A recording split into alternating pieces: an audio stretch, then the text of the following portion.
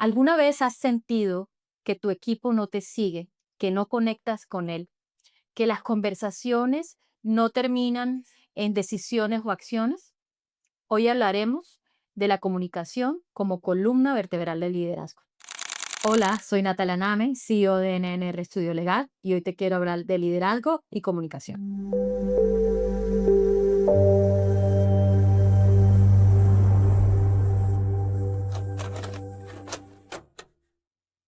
En el día de hoy le he pedido su compañía a mi amiga Johanna Arjona, comunicadora social, especialista en comunicación organizacional, con 20 años de experiencia como directora de comunicaciones de diversas empresas, especializada en comunicación en crisis, para que me acompañe a develar junto a ustedes una conversación sobre el liderazgo y la comunicación en la empresa. También en el día de hoy nos acompaña Raúl Avendaño, comunicador social, especialista en marketing, medios de comunicación, productos digitales, para que juntos nos acompañen a establecer una comunicación que nos deje aprendizajes sobre el valor de la comunicación y su inescindible relación con el liderazgo. Muchas gracias, Natalia, por el espacio, la oportunidad de estar con estas dos comunicadoras y coachings o coach empresariales. Bueno, quizá sería interesante empezar la conversación hablando de pronto de la buena voz del líder, ¿verdad? No solo lo que se dice, sino qué acciones respaldan esos mensajes. Pero antes que nada tendríamos que arrancar con la pregunta obvia y es, eh, ¿cómo podemos definir la comunicación al interior de una organización? Bueno, en primer lugar, gracias. Muy complacida de estar aquí en esta conversación con ustedes. Y bueno, es una pregunta supremamente poderosa porque la comunicación es un acto intencional. Esa es la primera definición que quiero poner sobre la mesa. Es un acto deliberado, es un acto que tiene un propósito, que tiene una intención. ¿Y eso qué significa? Que tiene mensajes, objetivos y audiencias definidas. Entonces, la comunicación no es un elemento circunstancial, ni es un elemento que aparece en momentos en donde se necesita. Ujú. La comunicación es un eje transversal en la organización que acompaña, que proyecta, que apalanca, que transmite eso que está a veces en papeles, Ujú. la estrategia, los objetivos, los valores corporativos, y los hace palpables y visibles, porque la comunicación de alguna manera lo que busca es movilizar, generar acciones. Cuando uno tiene una comunicación bien intencionada, lo que al final está buscando es generar una acción. ¿Cuál es esa acción? Pues sencillamente es la que establezca la organización como su objetivo. Digamos, ¿qué está buscando construir con sus empleados, con sus grupos de interés y qué acción o qué respuesta está esperando de ellos? Entonces, con base en eso se construye una comunicación que podemos llamarla eficaz, asertiva, eficiente, ¿cierto? Hay muchos apellidos que le podemos dar Ujú, a la sí. comunicación, pero al final es eso, poder poner en común, ¿cierto? Poder poner ideas, poder poner formatos, poder poner experiencias. Y cuando digo poner experiencias al servicio de la organización es escuchar. Y una de las principales, digamos, herramientas que tiene la comunicación es la escucha. Sin escucha no hay comunicación eficaz. Escuchar significa poder escuchar al otro desde su perspectiva, desde su diferencia, desde su aporte, desde su saber, desde su conocimiento. Cuando nosotros tenemos una realidad del frente, pero podemos escuchar al otro de una manera consciente, respetuosa y con apertura, estamos poniendo en común ideas, estamos poniendo en común situaciones que pudieran parecer complejas en otro momento, pero que al final lo que buscan es precisamente que haya caminos por donde transitar. En una organización lo que se quiere es que los empleados tengan un camino claro por donde transitar, ¿no? Para poder llegar a ese objetivo, a esa acción que al final del día es lo que la compañía quiere. Yo quería, acerca de eso tan valioso que nos has dicho, yo quería preguntarte algo. La comunicación de la organización es el reflejo de la comunicación del líder y de la comunicación, de la habilidad de comunicativa de las personas que integran la organización.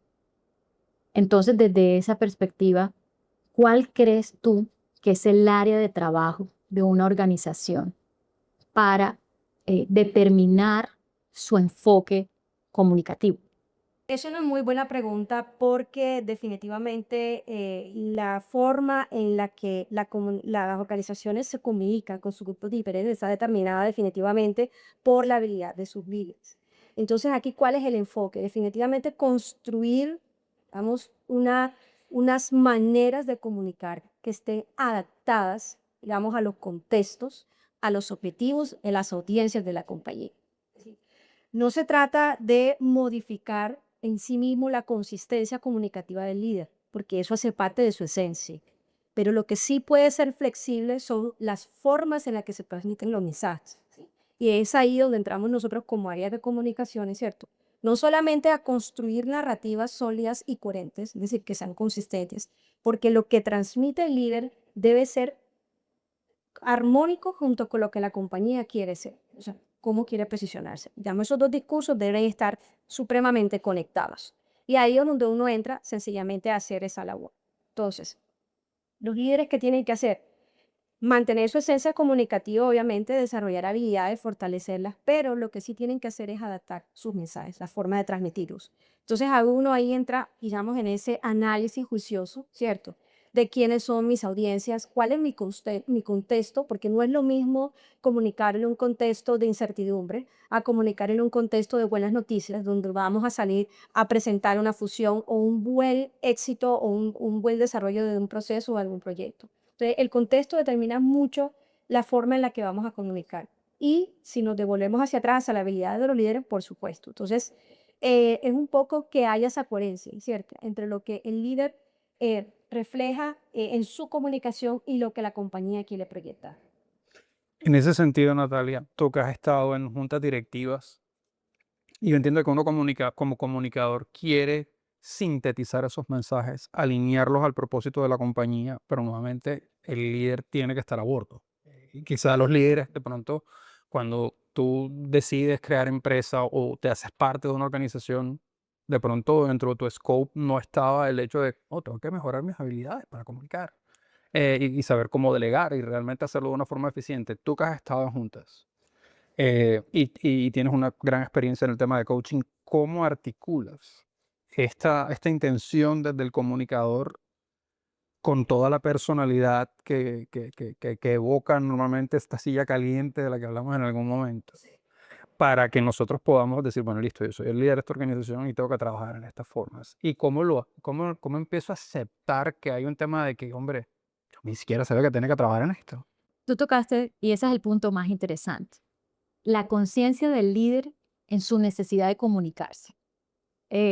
Nosotros, hablando en concreto de la empresa en Colombia y en Latinoamérica, tenemos un CEO que todavía es una persona que resuelve problemas de operación, que todavía es una persona que se encarga de problemas financieros y que todavía él no es consciente de su función como inspirador, como, como de su tradición oral para hacer a la gente subirse al propósito de la organización, de alinear el propósito de la organización con el del personal, de que de su boca salga bienestar y entusiasmo y transformación a las personas que dirige.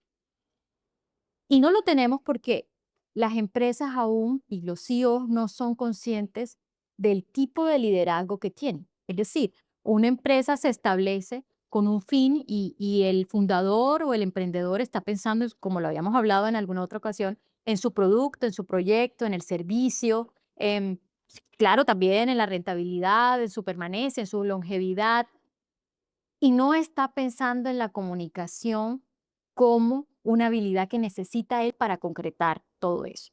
¿Qué te quiero decir esto? Que en juntas, y te hablo de una experiencia muy reciente del mes pasado, cuando analizábamos los objetivos estratégicos de una compañía, hice esta pregunta y ¿cómo los vas a comunicar? ¿Cómo te vas a comunicar con tu cliente? ¿Cómo le vas a comunicar eso a tu departamento de comercial? Que tú quieres eso. ¿Cómo le vas a comunicar eso a tu operación, esa transformación de producto que tú quieres hacer? La comunicación es transversal. No hay una parte de la gestión empresarial que no deba ser comunicada. No hay una parte, pero curiosamente, el enfoque gerencial, incluso de los miembros de las juntas directivas, todavía son los enfoques más duros. La información, la data, las finanzas, el El riesgo, dato duro, sí. y eso está muy bien. Pero cuando tú estás hablando de los objetivos estratégicos, y yo creo que todas las normas de estandarización, además empresariales, lo dicen, hay una línea que dice comunicación, generación de conciencia. Esa parte todavía el CEO y los directivos lo ven como algo vocacional, pero no le han visto la relación directa que tiene con el logro de los objetivos. Tú no logras objetivos que no comunicas, que no conectas. Tú no tejes una imagen empresarial hablando de partes interesadas, clientes, proveedores, comunidad, si tú no logras comunicar una imagen y generar una confianza y una conexión. Entonces, yo pienso que todavía hay una desconexión del líder en que esa es una de sus funciones primordiales. Pero lo que sucede es que la comunicación requiere tiempo para que el líder, si no tiene esas habilidades, las desarrolle. Y eso genera ayuda. Necesita ayuda y autoconciencia para saber en qué punto de sus habilidades comunicativas está y cuáles son las que necesita para guiar a la organización.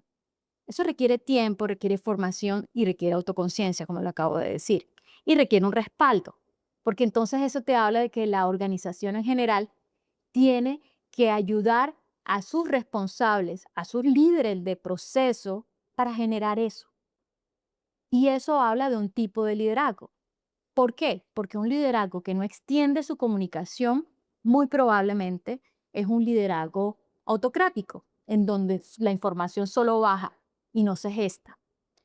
Y eso es un tipo de liderazgo. Hoy por hoy no es el tipo de liderazgo más moderno, ¿no? Pero se encuentra. Pero se encuentra. Y es que nosotros no somos Suiza. Nosotros no podemos decir, ese liderazgo no existe en Suiza. De pronto no existe en Suiza porque el contexto, como tú acabas de decir, de la comunicación en Suiza es uno. Nosotros aquí todavía en Latinoamérica lo encontramos, pero aquí estamos instando un cambio y una transformación organizacional porque el liderazgo también implica bienestar. Y cuando tú te inspiran, cuando a ti te motivan, cuando te suman al propósito, cuando a ti te conquistan, porque finalmente entonces el líder es un conquistador de las mentes y de las emociones del equipo en búsqueda de un propósito, ¿cierto? Entonces cuando a ti te conquistan, tú generas bienestar y generas ideas y la comunicación se vuelve una conversación, no se vuelve un monólogo de arriba a abajo, que es lo que todavía, respondiendo a tu pregunta más concretamente, es lo que ocurre y lo que yo experimento en las juntas. ¿Cuesta mucho calar eso? Doji, no sé tú también, que has estado también en tantas juntas y tantos temas. Sí, yo creo que aquí hay que hablar sobre algo muy importante y es que las compañías cuando transitan cambios importantes Ujú. organizacionales, sea por gran discusión o implementación de nuevos sistemas, la mayoría de las veces se ocupan mucho de los problemas técnicos de dicha transformación y no de los desafíos adaptativos, Ujú. que es lo que tiene que ver 100% con las personas. Ujú. Entonces, nos ocupamos más e invertimos más en que no perdamos la implementación como tal, es decir, que el sistema operativo funcione, que esa nueva tecnología funcione al 100%, pero olvidamos que lo que hace sostenible ese cambio y lo hace duradero, efectivo además, Ujú. son las personas. Entonces, esos desafíos adaptativos son muy importantes porque implican algo que es cambiar creencias, cambiar formas de hacer las cosas, cambiar actitudes, resignificar valores. Es decir, estamos tocando las fibras humanas Ujú. y para eso toca hacer un trabajo no solamente responsable, desde el punto de vista de entender quiénes son las personas que están participando, digamos, de esos proyectos o de esos procesos importantes, para poder saber cómo transformar su forma de participar, digamos, la forma en que se involucre y lograr que sea sostenible ese proceso que estemos llevando a cabo. Es decir, que haya una interiorización, que haya una comprensión, que haya una aceptación de cualquiera que sea el cambio o el proceso que se esté llevando a cabo y que sea sostenible en el tiempo. Entonces, dos temas, desafíos adaptativos y problemas técnicos. Eso es súper clave en temas, digamos, a nivel de liderazgo y a nivel de grandes cambios en las organizaciones. Raúl, mira, si me permites una metáfora, yo te diría, si la organización fuera una persona, la comunicación sería la sangre. No hay un lugar al donde no llegue, no hay un rincón que no la necesite, ¿ya? En cada momento, en cada contexto, en cada área se necesita. Obviamente, cada contexto implica una adaptabilidad de la comunicación, del canal, del mensaje, ¿no? Y necesita una comprensión previa y una estrategia de qué debo decir, cómo lo debo decir, a quién lo debo decir. Quizá la frecuencia también es un factor súper importante porque siento que a veces estos mensajes muy bien intencionados, planeados, también se van diluyendo en el tiempo y esa implementación o el propósito que en algún momento conversamos en varios casos que hemos hecho con NNR, se diluyen. También porque no hay como una verdadera creencia en que esto es un mensaje que es como la sangre de todo nuestro. Y que tienes que sostenerlo en el tiempo, y que tienes que sostenerlo en momentos difíciles, y que también a veces va a tener que modificarse porque los mismos contextos empresariales cambian. Porque, como lo habíamos hablado en alguna ocasión, la empresa, como las personas, vivimos en la incertidumbre. Entonces, ¿qué pasa? Que los mensajes de hoy tienen que evaluarse permanentemente para ver si ese mensaje sigue estando vigente. Por ejemplo, si un mensaje sigue estando vigente para una nueva generación. Hoy, entonces tenemos, las organizaciones realmente son un cóctel, como lo habíamos dicho, de generaciones, de profesiones, de cultura. Y hay una frase que a mí me encanta y que yo he hablado mucho de esa palabra que a mí me encanta. Y ella ha dicho, se trata de cambio de creencias. En alguna ocasión leí que lo que en una organización se relacionan son sistemas de creencias, no personas. Entonces, imagínate una compañía, cuántas personas tiene, cuántos sistemas de creencias tiene, cuántas experiencias vitales hay allí, y eso es lo que se interrelaciona. Entonces, sí, está muy bien en las empresas la jerarquía, los procesos, las estructuras, pero finalmente las personas hacen una parte esencial de ese engranaje, y la comunicación es la sangre, es la manera como la que se conecta. Y ustedes me van a corregir, pero en este momento pienso que es un desafío enorme porque de pronto ese sistema de creencias, de pronto en mi época, hablo de generación X, eh, se contextualizaba con personas que tenían, digamos, una forma de recibir informaciones, de pronto de una forma un poquito más análoga al papel, era el soporte o el radio, porque eran personas que crecieron con esto. De pronto nosotros hemos visto no solamente esos medios, sino también el digital, porque nos ha tocado, digamos, esa curva de tecnología. Entonces, pero ya el tema de la pantalla, la digitalización, las costumbres en el área laboral, en la forma en que se recibe la información, la atención que una persona tiene, tiempos de lectura, atención en conversación, análisis crítico de un texto, se convierten de pronto en temas que en el mundo laboral de hoy se vuelven cada vez más difíciles de hilar para que yo pueda hacerte entender o lograr comunicar de pronto esa vocación, esa misión, ese propósito, ese objetivo, esa implementación.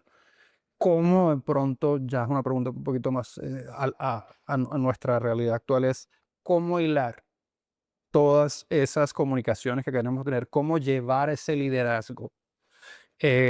Quizá no solamente en el tema de lo que digo, sino cómo lo digo. Que nuevamente hay todo un tema de emocionalidad allí, de me la creo, que quiero que tú también creas lo que estoy creyendo yo.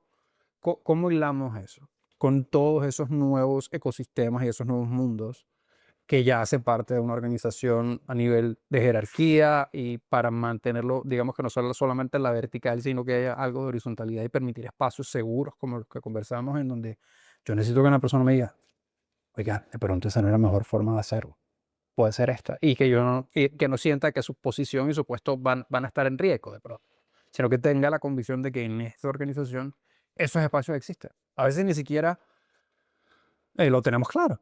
Entonces, ¿cómo hilar? ¿Cómo El liderazgo. Ujú. El liderazgo es el que es capaz de ser la columna vertebral de la organización. Pero primero tienes que escoger la organización y el líder tiene que escoger qué tipo de líder quiere ser. Entonces, en principio te hablé del liderazgo autocrático, que es el más tradicional, es autoritario, pues el señor decide y los demás acatan. Hay uno democrático y es en el que yo entro en un grupo en donde lo voy a escuchar y vamos a llegar a unos acuerdos. El otro es transformacional, entonces yo lo voy a inspirar para que él sepa decidir y tal. Y a mí hay uno que me gusta, me encanta, que es el que yo creo que puede dar los mejores resultados, que es el líder coach, que es ese líder que, basándose en tu autoconocimiento, llega a ser capaz de observar de tal manera a sus partes interesadas, porque es que ese líder tiene que escuchar a su cliente, tiene que escuchar a sus colaboradores, tiene que escuchar a sus proveedores, tiene que escuchar al entorno y a las entidades, y es capaz de observarlos tanto, ¿no? Que puede llegar y conectar con sus necesidades. Y cuando los logra ver y se logra ver a él mismo, puede ser capaz de guiarlo. Entonces, hablando de un líder y su equipo de trabajo, es ese líder que basado en su autoconocimiento puede llegar y reconocer a su equipo y decir, este está ubicado en este lugar, este está ubicado en este lugar, este está ubicado en este lugar, este está ubicado, y puede adaptar su comunicación y su guía a esas personas para sacarles lo mejor de sí. Es capaz de reconocer el potencial del grupo para poder guiar. Entonces allí, y es solo en ese crecimiento de esa habilidad y de esa transmisión de conocimiento y guía, esta otra persona también es capaz de tomar decisiones, se siente capaz de decir y expresar, de crear comunicación él mismo, de crear soluciones, de crear un ambiente en donde con sus pares pueda hacer exactamente lo mismo. Entonces, es allí donde yo creo en ese liderazgo que influye, ¿no? Influye en el otro positivamente y lo hace, lo motiva a crecer y a desarrollar esas habilidades. Y es allí donde esa persona va a ser capaz de tomar decisiones. Entonces, cuando hablamos de siente que vas a las conversaciones y tal, y las conversaciones no se vuelven en decisiones y acciones, es muchas veces porque el liderazgo no da lugar a que el otro tome posición, argumente y se atreva a tomar decisiones, aunque se equivoque, que es lo que hablábamos de la seguridad psicológica. El error es válido y del error se aprende. Entonces, el líder es el que crea ese espacio donde su equipo es capaz de hacer todo eso, pero también porque él ha tejido una confianza con él. Ese es un liderazgo eh, que hay que trabajarlo mucho, que requiere del líder autoconocimiento, formación y tiempo. Y tiempo, y tiempo. Pero nosotros, ¿cómo tenemos ubicados a los líderes? Vamos a hablar ni siquiera de un CEO o de un responsable de procesos, si el responsable del proceso de operación, de cuál es su mayor enfoque por lo que le miden el indicador. Entonces, su objetivo no está alineado con el tiempo que él se gasta comunicando y él todavía no es consciente que para cumplir ese objetivo tiene que dedicarle mucho tiempo a la comunicación. Es que es un contrasentido hasta que no se lo ayudas a comprender. Entonces, pero ese es al final el que vale la pena, porque ese liderazgo te está creando otros líderes al interior de la organización. Entonces, realmente garantiza además una sucesión.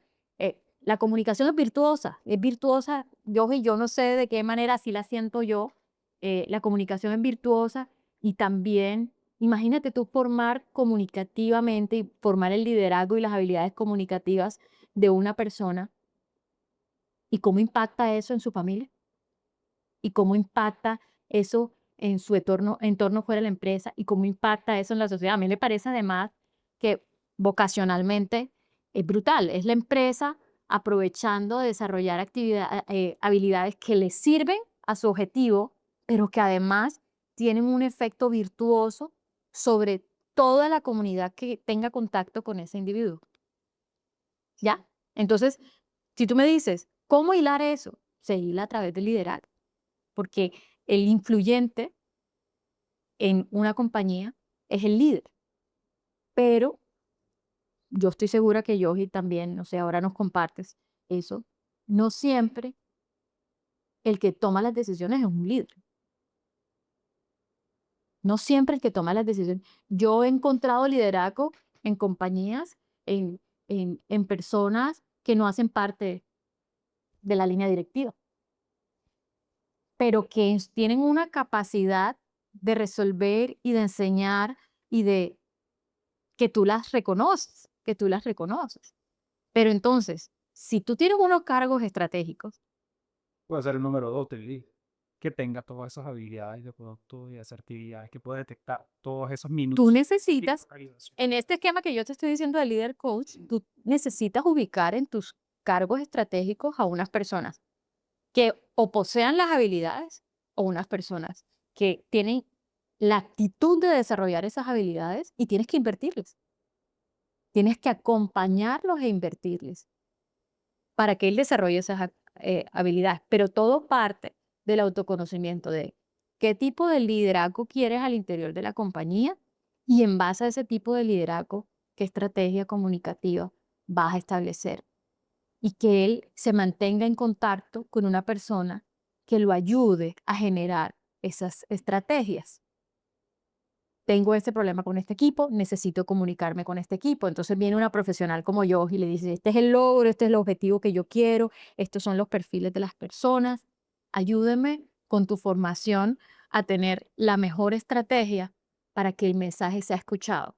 Y al otro lado, tienen un coach para él y para el otro equipo en cómo hacemos para sensibilizarlos en esto, ¿no? Lo que pasa es que hoy todo eso parece costo, parece apoyo, parece demasiado blando y demasiado, no sé cómo lo mido en mis indicadores, cómo le encuentro un retorno a esa inversión, que yo haga en esa formación de ese equipo, pero es que a la larga, eh, lo que te digo, la comunicación es la sangre. Y Yoji, ¿cómo tú aterrizas Sí, bueno, cuando eso? hablaste de hilar, me conecté inmediatamente con la palabra coherencia. Es Ujú, decir, como líderes podemos desarrollar habilidades comunicativas, pero la confianza se inspira. ujú. ¿Cómo se inspira confianza? En el accionar. Es decir, cómo actúa el líder en coherencia con sus valores y sus mensajes consistentes. Entonces, aquí estamos hablando de dos cosas muy, muy importantes, permanencia y tiempo. Es Ujú. decir, la consistencia del mensaje del líder asociada a sus acciones y su permanencia en el tiempo es lo que hace hilar el estilo de liderazgo con la organización y de ahí hacia abajo a todo, digamos, el grupo de empleados. Entonces, coherencia es una palabra supremamente importante. Y también cómo se hila es la, digamos, la consistencia de la narrativa. Es decir, cuando ya creemos que lo hemos hecho muchas veces, apenas estamos empezando. Apenas estamos empezando a creer conciencia en las personas de cuál es el mensaje principal que queremos llevar. Es decir, cuál es el sentido de nuestra comunicación y hacia dónde queremos llevar ese liderazgo bien comunicado porque son, digamos, están engranados Ujú. esos dos conceptos, liderar y comunicar, porque ambos tienen algo en común y es crear. Un líder crea oportunidades para sus equipos de trabajo, crea oportunidades y espacios donde ellos pueden ser, donde pueden potenciar sus habilidades, pero la comunicación también crea espacios de escucha, crea espacios de conexión, de interrelación, y por eso es que están engranados unos con los otros. Yogi, podríamos decir que el líder está instalando creencias posibilitadoras en el equipo y en suma en la organización. Así es. Sí, definitivamente es como la creación de oportunidades y de espacios, sobre todo eso, ¿cierto? Donde él puede no solamente generar confianza, sino dar la confianza a su equipo de que puede aportar, de que puede opinar, de que puede sumar. Es decir, es una relación de todos, es una relación que se construye en el uno a uno y en la posibilidad de que cada uno tenga ese espacio, no solamente para ser reconocido, sino ser escuchado. Pero la comunicación, digamos, nos pone a prueba en esos momentos de crisis. Ya hablamos de coherencia, ya hablamos también de conciencia, y los mensajes que se van hilando en el tiempo. Y con relación a ese tema, desde mi área, por ejemplo, a veces hablo con directivos de organizaciones y les digo, solamente para efectos del marketing digital, sí tienen un manual de comunicaciones para redes sociales, porque hasta en ese ecosistema se necesitan. Entonces, muchas veces no tienen conciencia. Eso yo entiendo, yo, y que digamos es una área de experticia tuya. Y también he visto situaciones de empresas locales con las que he trabajado que han tenido una crisis, por la razón que haya sido, y nadie sabe qué hacer. Pero nadie sabe qué hacer, de que ni el director ni la persona de marketing, de comunicaciones sabe qué hacer. O sea, nadie sabe qué hacer. Entonces, llegan finalmente al abogado, eh, luego de que ya 3 personas han hablado en medios de comunicación, no se ha hecho un comunicado oficial, en fin. Con eso en mente, Los más dedicados para lidiar las crisis. exacto, nuevamente nuestro alcance es cómo puedo apagar el incendio rápidamente, pero eso no transmite nada de los valores de la organización. Entonces, quizá la pregunta en ese sentido es cómo manejas la comunicación en esos momentos de crisis y de conflicto al interior de una organización. Bueno, generalmente las crisis fuertes, ¿no? Se presentan en las organizaciones porque no se ha atacado la raíz del problema. Ujú. Y la raíz del problema es que no se ha considerado la reputación como un activo estratégico intangible de la compañía. Entonces, cuando la compañía no valora sus riesgos reputacionales, así como valora sus riesgos económicos, sus riesgos ambientales y todos los demás, ahí hay un déficit enorme, enorme. Hay una oportunidad de crisis latente. Entonces, lo primero es eso, saber que la reputación es un activo y como tal también merece evaluar sus riesgos para anticiparnos y, digamos, implementar acciones que permitan de alguna forma o evitar o mitigar en caso de Un DOFA reputacional. un análisis bien profundo de eso. Entonces, eso es lo primero. Pero bueno, llegan las crisis, hay crisis que llegan, ¿cierto? A pesar de que se ha analizado, que se ha hecho toda una evaluación de análisis de riesgo reputacional, las crisis se presentan. Y pues bueno, aquí es donde viene, digamos, la verdadera estructura corporativa, aquí es donde se pone a prueba, ¿cierto? ¿Cuál es el verdadero liderazgo que está funcionando en la compañía? Es donde se pone a prueba en estos momentos. Y aquí es donde vienen a actuar los diferentes tipos de liderazgo también. Ujú. Quizás en un momento de crisis es más importante un liderazgo, digamos, autocrático, porque a veces en momentos de incertidumbre se necesitan, son decisiones rápidas y seguras, Ujú. y de pronto es posible que en ese momento actúe ese tipo de liderazgo, ¿cierto? En momentos de crisis, digamos, el atributo más importante que debe permanecer en las compañías es la transparencia. Eso no se puede perder. O sea, una compañía en sí, digamos, está en toda su capacidad de decir qué informar de acuerdo al impacto de la crisis, de acuerdo a la audiencia impactada, pero lo que sí no puede permitir de ninguna manera es sembrar rumores o no atender esos rumores o no dar una información precisa sobre los hechos. Es decir, debe ser totalmente honesta y transparente la comunicación. Es un atributo súper importante. Y la coherencia. Es decir, que lo que esté comunicando en una situación de crisis se esté viendo reflejado en los hechos o cómo está abordando la compañía esa situación de crisis. Entonces, son momentos que ya, digamos, no dan tanta tiempo para tú preparar. Se supone que ya anticipadamente tú has tenido que tener un protocolo de crisis para que te dé de alguna forma líneas y luces para cómo actuar. Es lo ideal, pero hay momentos en los que definitivamente la tensión, la incertidumbre del momento o el nivel de la crisis o el impacto de la crisis hacen que muchas veces se pierda el norte y el rumbo y ahí es donde el líder tiene que tomar, digamos, la silla realmente del liderazgo y dar las guías y las pautas para ver cómo retoman la confianza, porque al final del día se trata de eso, cómo restaurar confianza después de que pase un momento de crisis. Y para Porque eso, acaba la reputación de años de trabajo así. Y hoy que tenemos tantos canales de comunicación, pero tan poca verdad y tan poca responsabilidad en la información de la que la produce. A mí hay una frase que me taladra la cabeza de siempre, que dice que las redes sociales le dieron voz a una legión de idiotas.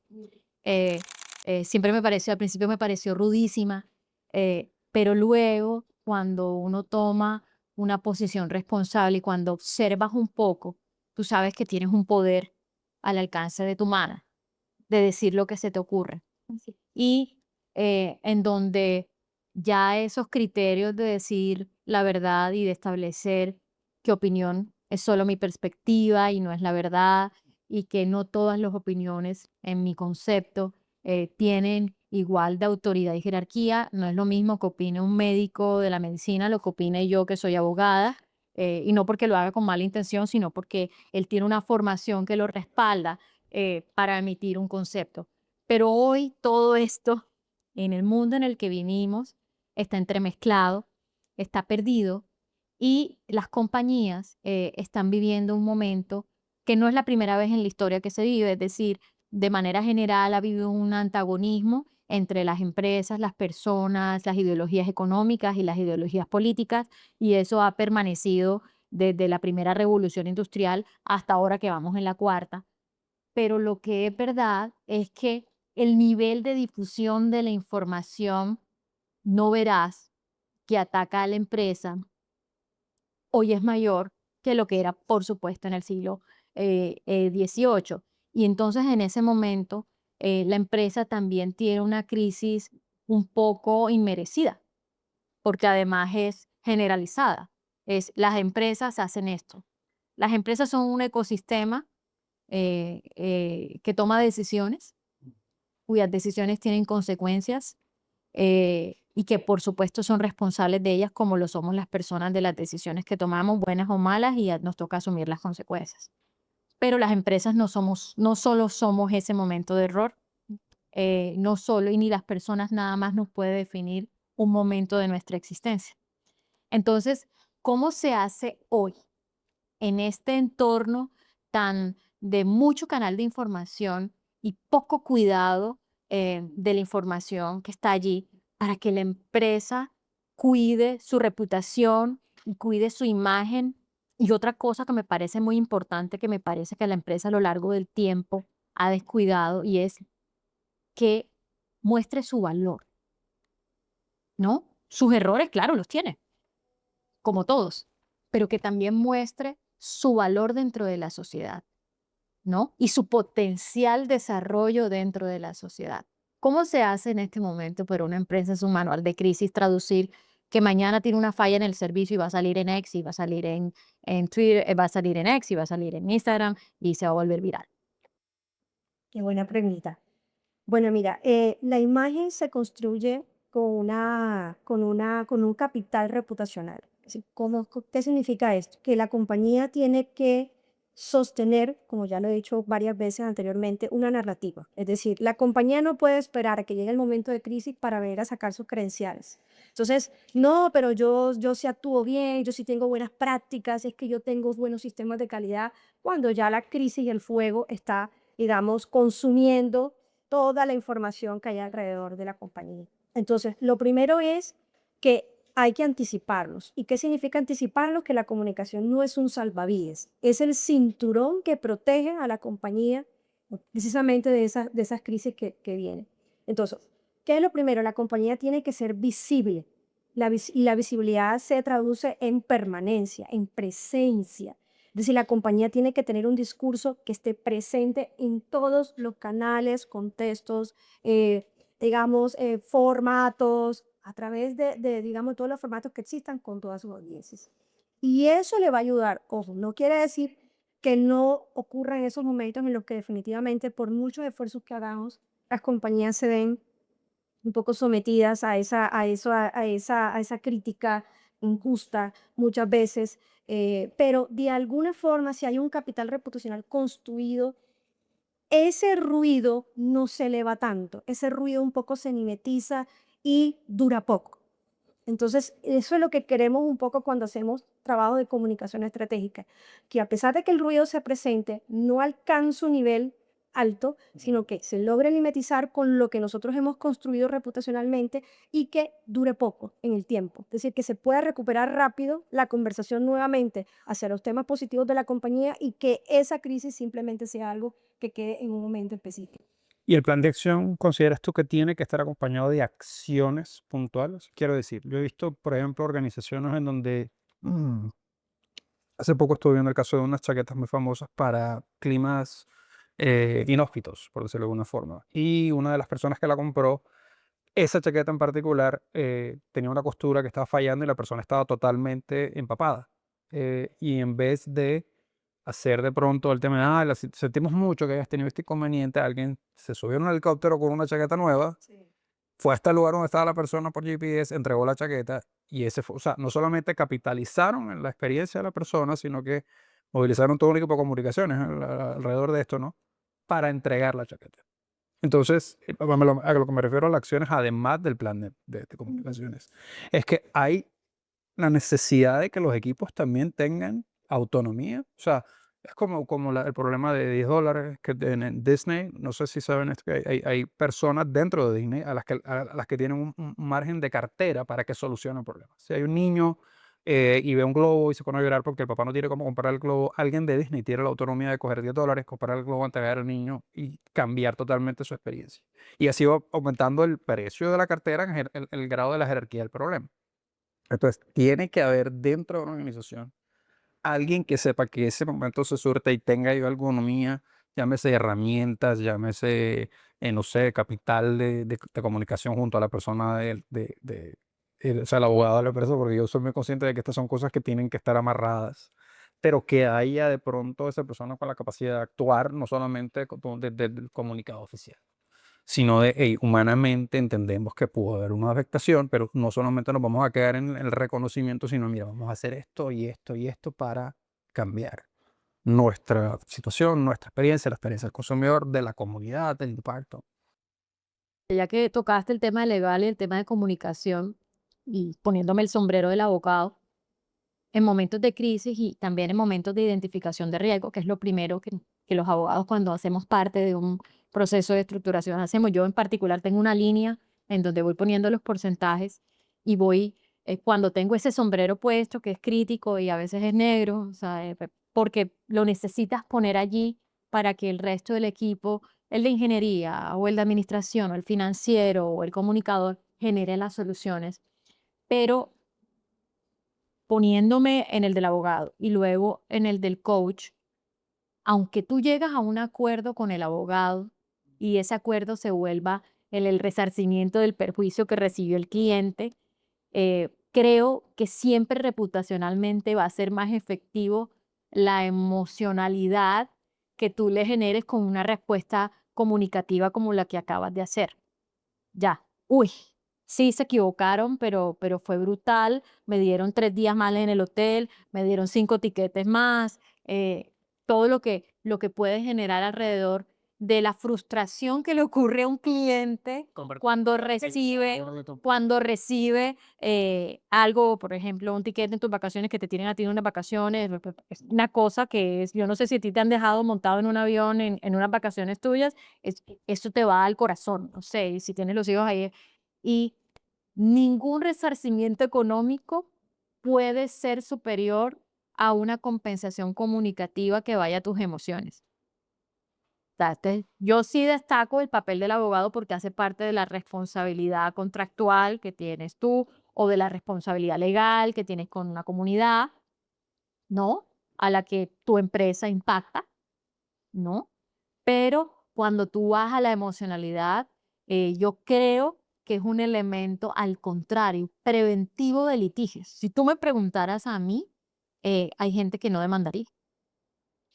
Pienso que muchas veces inclusive hasta sentirse escuchados. En hotelería eso se le llamaba ser empático. La persona acaba de quedarse sin el lugar de estadía, o si tenía reservaciones las perdió, o si iba a verse con unos amigos ya no los va a ver. O sea, hay un tema ahí de emocionalidad que por más frío que tú quieras resultar, puedes perfectamente manejar de una forma más humana. La alternativa de la comunicación allí se vuelve súper más importante, que es respuesta, es respuesta, pero una respuesta más enfocada en lo que esa persona con la que te vas a comunicar necesita. Previste sus necesidades, te conectaste con ella para poder responderle, ¿cierto?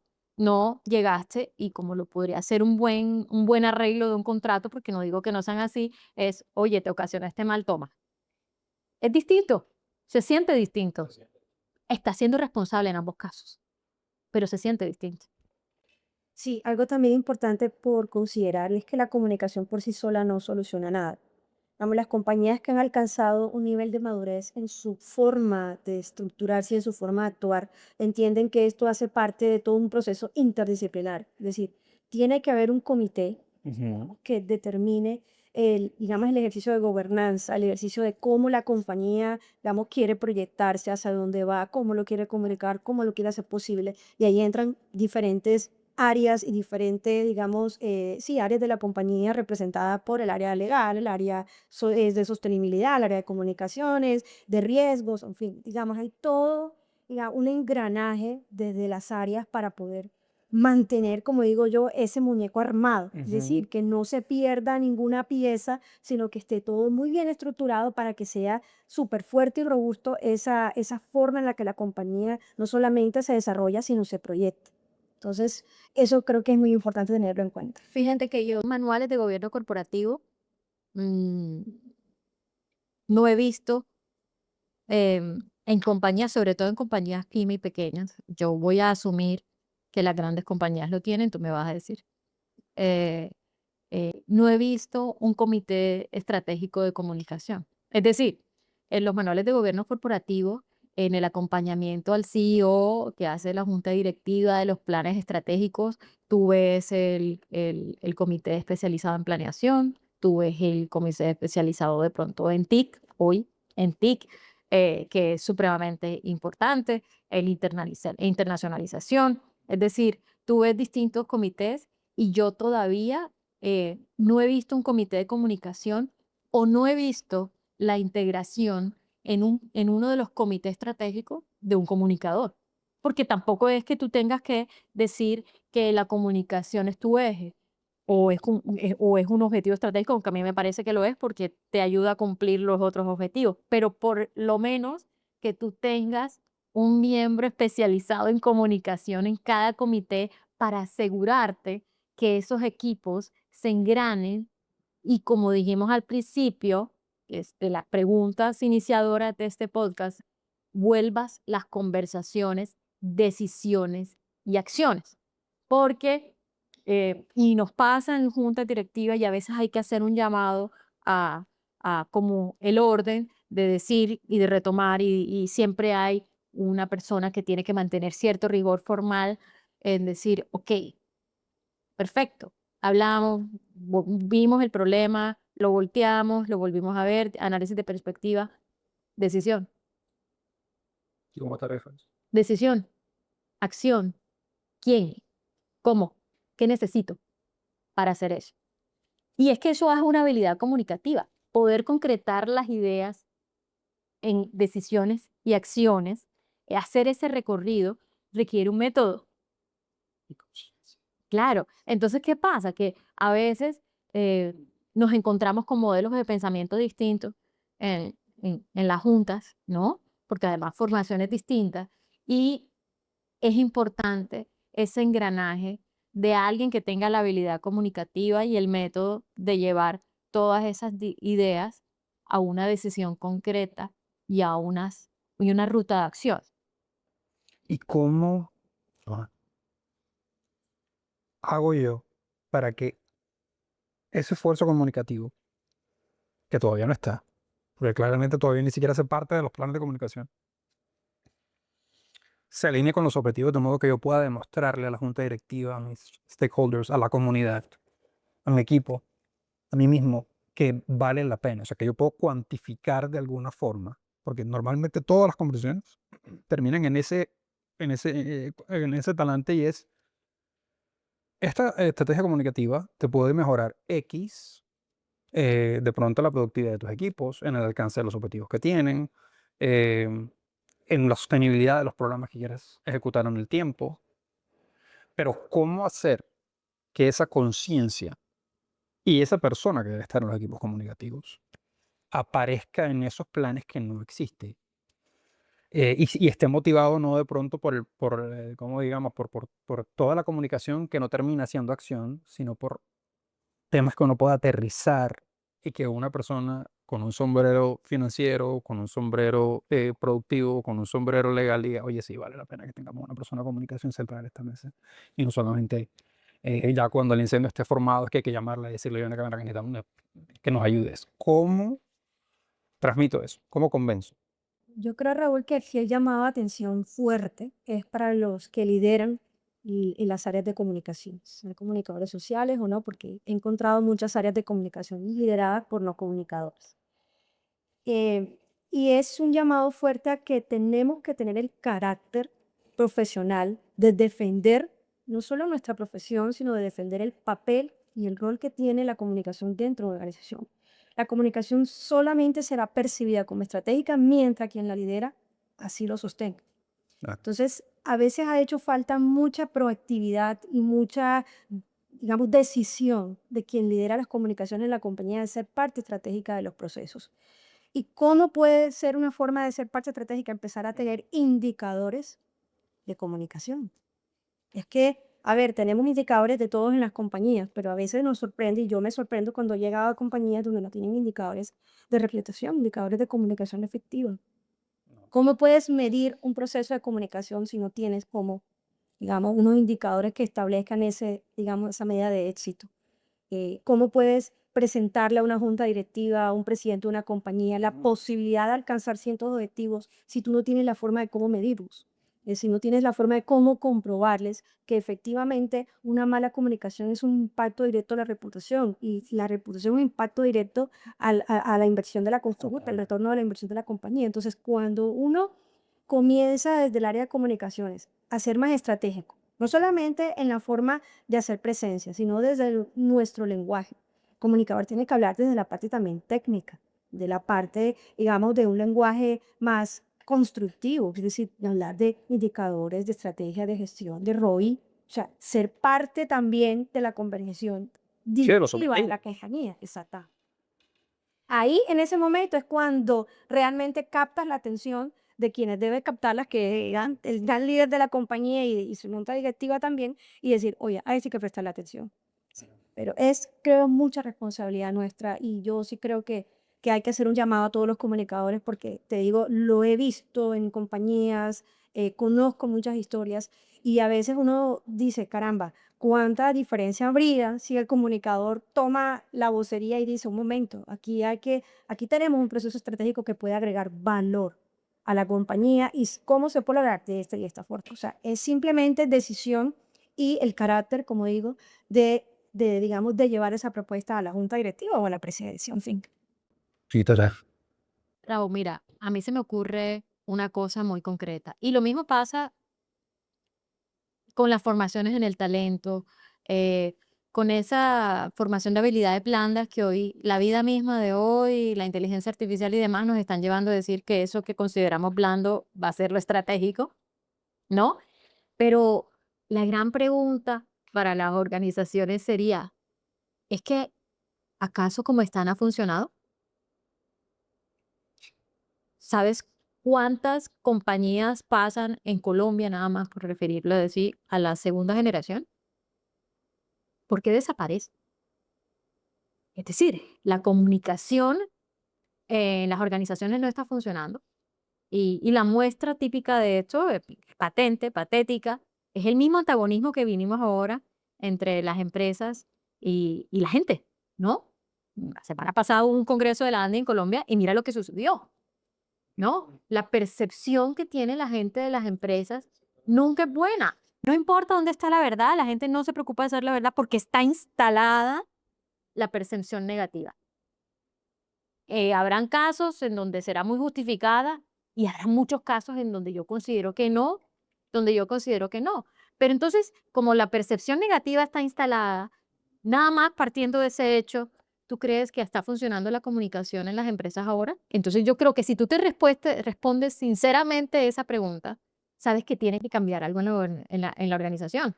Entonces, aparte de eso que dice Yogi, del mismo, voy a utilizar la palabra, el empoderamiento del profesional de la comunicación sobre esa oportunidad que tiene de servir y de aportar a las organizaciones, está el análisis de lo que ocurre, de los hechos, de la percepción actual que te lleva absolutamente derecho a decir, nuestras comunicaciones no sirvieron. Entonces tengo que intentar algo distinto. Y si dentro de eso algo distinto, es decir, la comunicación hace parte de mis objetivos estratégicos o la tengo que tener en cuenta como un bastión dentro de mi gobernanza, pues vamos.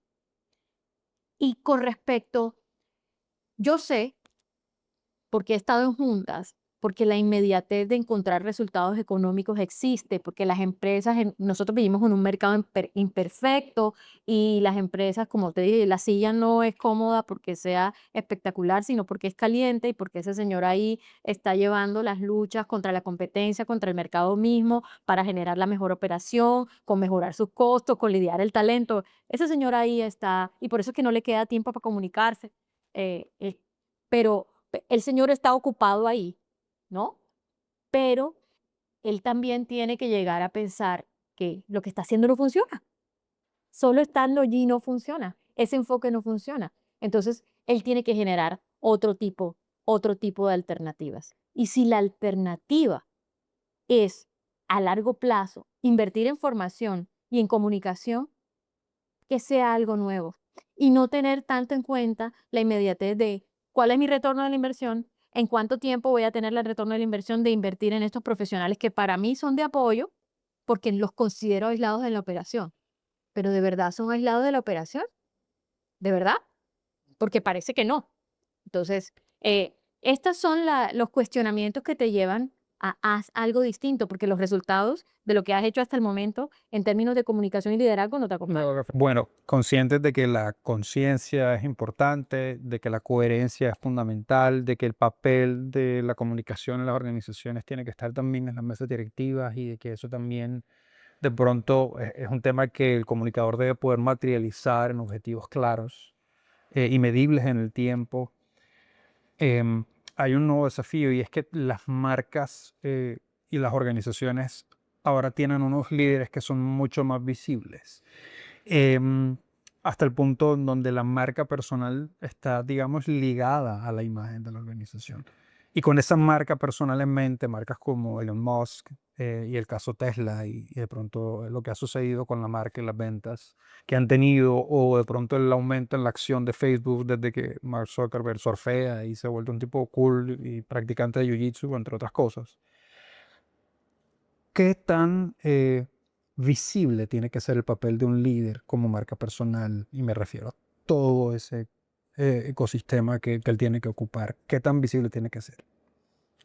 Bueno, en esta era de la nueva generación, la forma de conectarnos cambió. O sea, la forma de cómo las compañías se conectan con sus audiencias cambió radicalmente. Hoy en día se valora mucho más la cercanía, lo orgánico que como lo Ujú. conocemos, es decir, cómo nosotros podemos interactuar como espectadores, como audiencia con esa compañía, digamos, con esa forma de ser de la compañía. Y la forma más fácil de conectar es a través de sus líderes. Es que el líder es el principal representante de la compañía, lo quiera o no.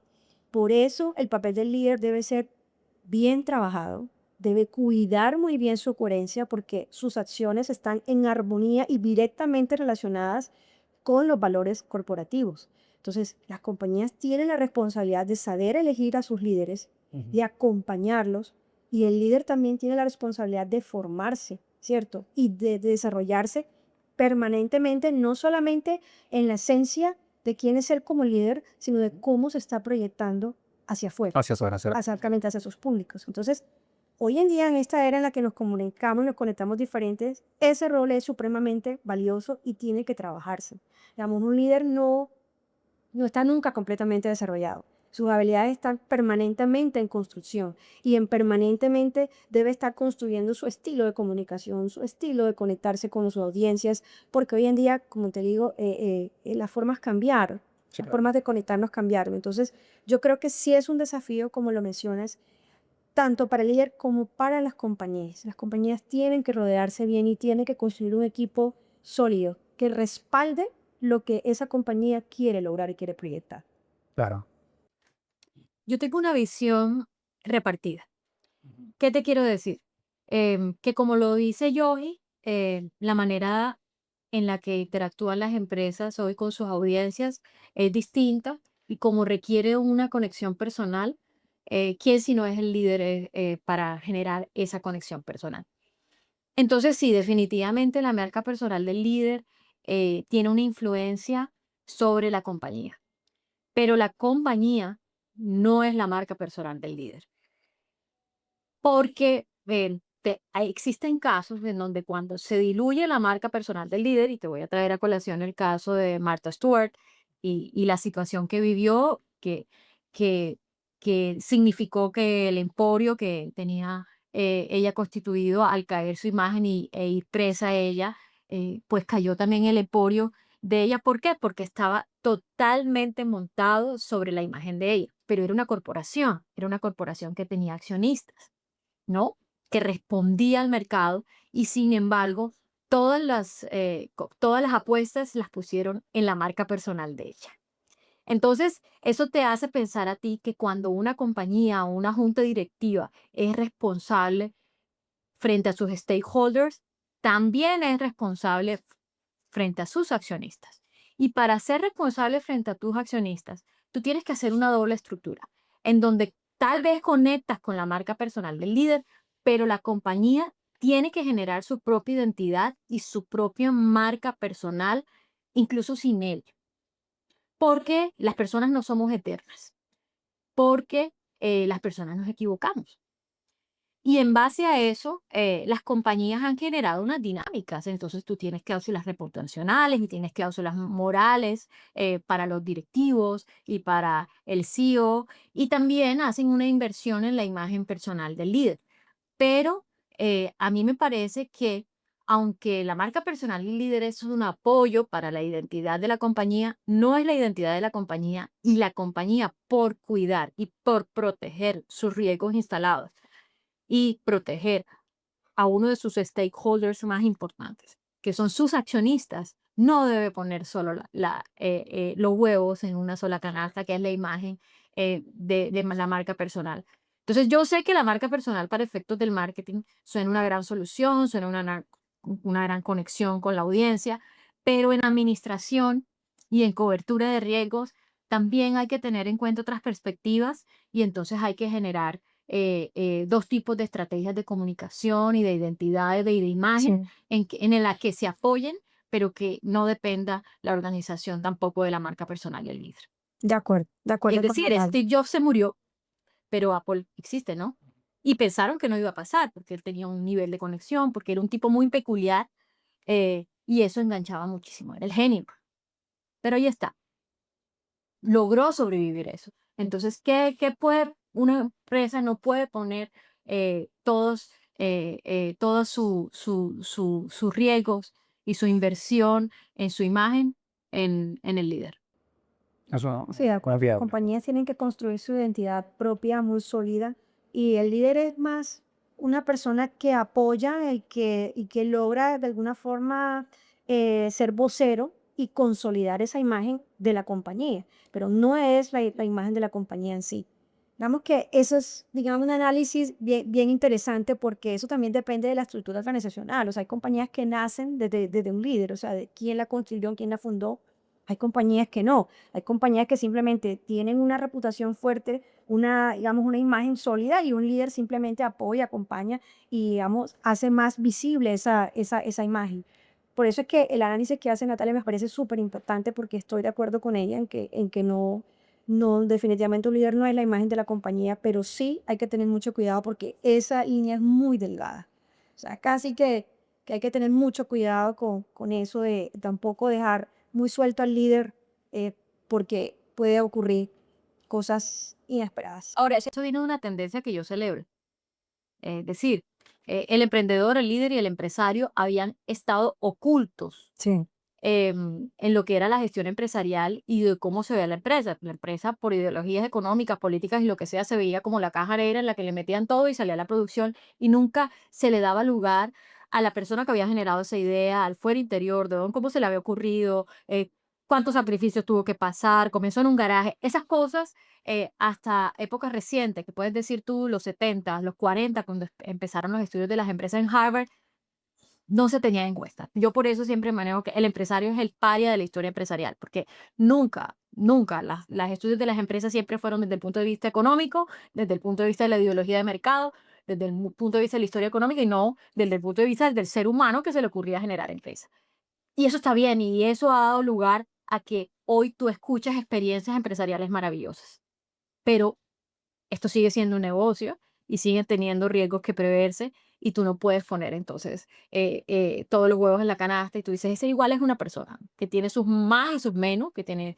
Entonces ahora Elon Musk, lo más fácil, él tiene una ideología política que tiene todo el derecho de tenerla Claro. y él puede tenerla y puede expresarla y puede tomar las decisiones que le correspondan como ser humano. Pero resulta que él genera un impacto porque se había tomado la vocería del de Tesla y mira las circunstancias de Tesla. Ningún demócrata va a comprar un carro Tesla. Así. Ese es el resultado de Tesla, ¿no? Entonces, ¿qué pasa? Que si bien es cierto como ser humano tiene todos los derechos, la junta directiva de una empresa tiene que mirar un poquito más allá. Yo y Raúl, gracias por acompañarnos en esta conversación, en generar ideas alrededor de esto que nos apasiona, que es la comunicación, que es la empresa, que es los medios y que es cómo aportar a través desde lo que hacemos a esta generación de nuevos empresarios y de la transformación de las empresas. Muchas gracias. Muy honrada de tenerlas aquí, de también Gracias. su Gracias. experiencia y sabiduría acompañándonos y esperando que haya más oportunidades. Hemos generado, seguiremos generando este y otros contenidos para ti. Si te interesa, suscríbete, dale click a la campanita y dale like.